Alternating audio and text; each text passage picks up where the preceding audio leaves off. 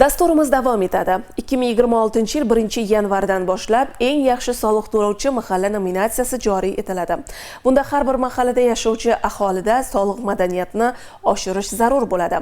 Buning uchun mahallaga biriktirilgan soliq xodimidan ham faollik talab etiladi. Soliq organlarida xizmat qilish o'ziga yarasha mashaqqatli.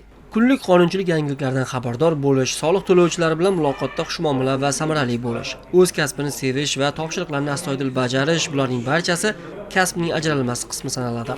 Baxmallik Ramizbek Nomurotov G'allaorol tumani soliq inspeksiyasida mahalliy ettiligida faoliyat olib boradi.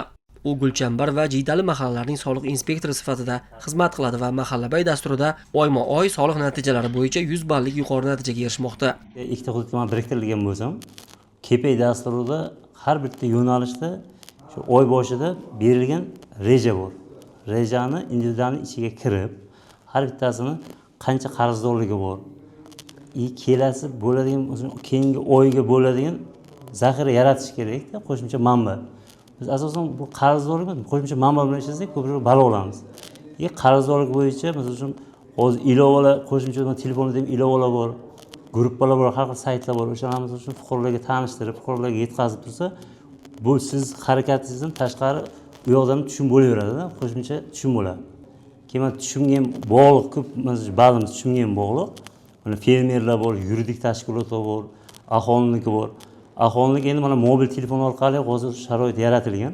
O'zlarining to'lovi amalga oshiraveradi. Faqat ularga yetkazib berish kerak qarzdorligini, o'sha qanchalik qarzdorligi bor, to'lov qanaqaligini yetkazib berib tushunchasini sal oshirsa, o'zlari gruppalarga tarqatib, o'zlarini har bitta mahallaning gruppalari bor. Qarzdorligini tashlab turaman. O'sha gruppada ko'rib, qarzdorligini o'zlari to'layveradi. Keyin yuridik jihatdan o'sha fermerlarni oladigan bo'lsak, fermerlarning qarzdorligi bor. Erda o'z uchun fermerda qo'shimcha manba solig'i buxgalteriya asosan bu yerda buxgalter bilan yaxshi birga ishlash kerak-da. Buxgalter bilan birgalikda o'sha aylanma soliq deydigan bo'lsak, aylanma soliq, padoxod, ishchi o'rin hammasini birgalikda ishlab, mana shu balni olish imkoniyatini qilaman-da. Ramizbek 20 dan ortiq mezon bo'yicha kunlik soliq tushumlari, qo'shimcha manba topish, soliq qarzdorligini kamaytirish kabi vazifalarni astoydil bajarib, o'z ustida tinmay mehnat qiladi. Birgina joriy yilning noyabr oyida 44 million so'mlik qo'shimcha manbani aniqladi. Ramizbek shu o'zini tirishqoqligi, har bir topshiriqqa berilgan topshiriqni sidqi dildan bajarishga bo'lgan intilishi bilan mana 4 oydan beri 100% ko'rsatkich bilan bizdagi KPI dasturimizni tamomlab kelmoqda.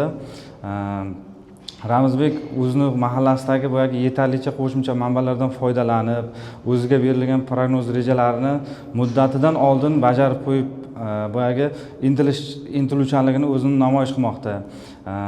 Ramizbek bilan biz gohida tortishib qoladigan, bahs munozaraga borib kelgan holatlarimiz ham bo'lgan. Ramizbek shu o'ziga berilgan topshiriqni oxirigacha shu sifatli qilib bajarishga har doim harakat qilib keladi. Qolgan xodimlarimiz ham xudo xolasa mana shu ustoz shogird an'anasiga ko'ra shu Ramizbekdan o'rnak olib, harakat qilib, mana KPI ko'rsatkichlarini 100% ga yetkazishida o'zimiz ham bir ko'makdosh bo'lamiz. Shu qo'shimcha manba yaratish uchun har qanday biz o'zimizdagi bor narsani xodimlarimizga yetkazdiramiz. Masalan, shuni misolida Ramizbekka ham qayerdan qanaqa qo'shimcha manbalar olsa bo'ladi, qaytib o'sha plan ko'rsatkichlarini, prognoz ko'rsatkichlarini bajarsa bo'ladi.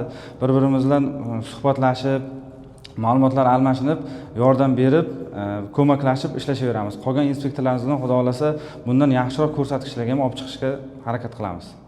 Hozirgi kunda viloyatdagi 304 ta mahallada 164 nafar soliq xodimi faoliyat olib bormoqda. Ramizbek kabi soliqchilar har bir mahalladagi imkoniyatlarni ishga solib, soliq to'lovchi jismoniy shaxs va tadbirkorlarning iqtisodiy muammolarini o'rganib, ularni hal qilish, tadbirkorlikni rivojlantirish va yangi sho'rlarni yaratishda fidokorona xizmat qilmoqda. Soliq xodimlari mahalla va jamiyat iqtisodiyotining haqiqiy qo'llari. Ular oliy malakali mutaxassis sifatida fidoyilik, mas'uliyat va mehnatsevarlik namunasini namoyish etadi.